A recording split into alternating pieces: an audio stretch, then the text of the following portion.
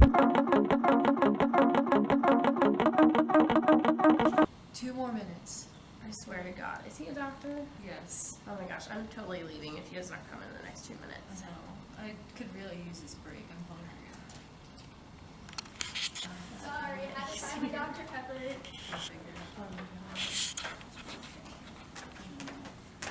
Okay.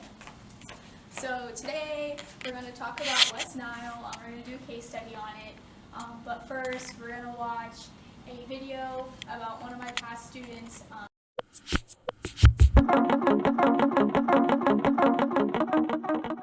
This is such a fun hike, guys. There's like all these dead birds. Yeah, I know. Like, why are there so many dead birds? Why are there so many mosquitoes? I don't see any mosquitoes. Oh my god. Shut up. I got bit like 300 times already. Sorry. Okay. There's a bunch of mosquitoes out here, and I don't believe in bug spray, so I didn't put any on. But, you know, I'll be fine. It's not that big a deal. Just like mosquito bites. Who cares? Well, I decided to bring my mosquito net along on our hiking trip because, you know, don't want to get bit by anything because I hate mosquitoes, so, you know. Like growing up, my mom always told me to put bug spray on, so I put like 3 of these on, and there's like so many mosquitoes. So glad I brought this. I knew we were going hiking today, so I was being smart. I put on all these clothes. I'm super protected. I just don't want anything to happen to me.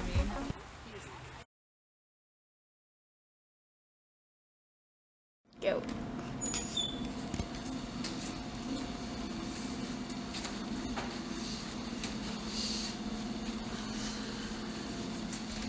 Hi, what's your last name? Max. Okay. Yeah. He's not feeling very good. He's been having a fever and he's been very disoriented. Okay, I'm going to check you into room 10B, and then the doctor will be in there right away. Okay, let's go. Hello! Alright. How are we feeling today? Pretty terrible. Okay. Can you tell me a little bit about what's going on? Bad fever, headache, Okay. my neck's super stiff. I got some like paralysis in my hands and stuff. I can't like grip. Okay. It's bad. Okay. Have you done anything new or out of the ordinary? Well, I went hiking, which Okay. I never do. Okay. And my friend said I should wear bug spray, but like I didn't Probably. believe that was a real thing. Okay. So, because of bug spray. But like, anyway, there were a bunch of dead birds around. I got bit by like 80 mosquitoes. It's Okay. awful. And ever since then, yeah, it's just been awful. Okay. Well, dead birds is a sign of a West Nile infection, and mosquitoes are a carrier for that. So since you got bit by some, we're going to do some testing to see if West Nile is what you have. Oh my god! Come on! We're at the hospital! Want to do something? The patient just had a seizure and has slipped into a coma. I was going to do some tests just to make sure that it was West Nile virus, but since he has had a seizure and has slipped into a coma, I'm very positive that it is West Nile viral encephalitis.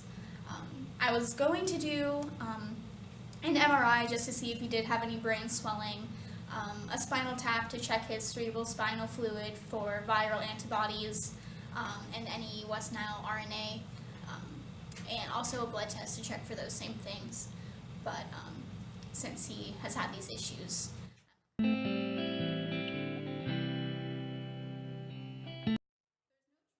West Nile viral encephalitis. So right now, I just have Josh on some supportive medication. So I have him on IV for fluids and an anti-inflammatory to get his brain swelling down to save vital health. There's no vaccinations or anything like that you can do either to prevent it that way. There is one for horses, so you can protect your horses, but that's all that's available. So we're going to do case study 62. The questions for you to answer are etiology, pathogenesis, and transmission. The etiology. Yeah, I mean, we should. Okay, so in here. Okay, right. So West Nile virus is definitely a Flaviviridae family virus, and it's flavivirus is the genus. And I found it's a single-stranded RNA and gram-positive. Is that what you're getting? And the other thing I found is that it's a spherical capsid shape with enveloped pre-membrane proteins. Yes. Is that all you got? Yeah, I think that should be everything for etiology for viruses. Okay, The transmission, it's primarily like the reservoir I found is birds. Yep, I agree. And then the mode is like mainly from mosquito bites that when it infects the bird and then it's transferred to another host through a bite, and then there's all the, it says also like blood transfusions, Organ yep. transplants, yep. The Breastfeeding. placenta, and then laboratory exposure. Yeah, that's what I got for that one too. Okay. So then the pathogenesis has entry, attachment, avoiding host defenses, damage, and exit. Okay, so the entry is from the parenteral route from an infected mosquito bite.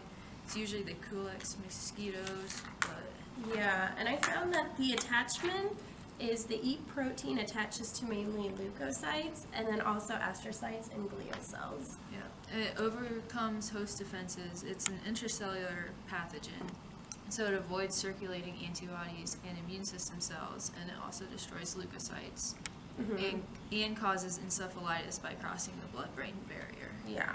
So some of the damage I found that it can do is that it can have cell lysis if it does not cross the blood-brain barrier, like you said. And then along with that, if it does cross the blood-brain barrier, by multiplying a blood system, it causes inflammation of the brain tissue, which is technically encephalitis meningitis. Yeah, and then, okay, the last thing we have to do is exit. It exits birds by the mosquito bite, and then in humans and horses, it's a dead end. Yeah, because we can't actually transmit it unless it was one of those rare cases like it said before. So, yeah. I think we have everything done. We got it.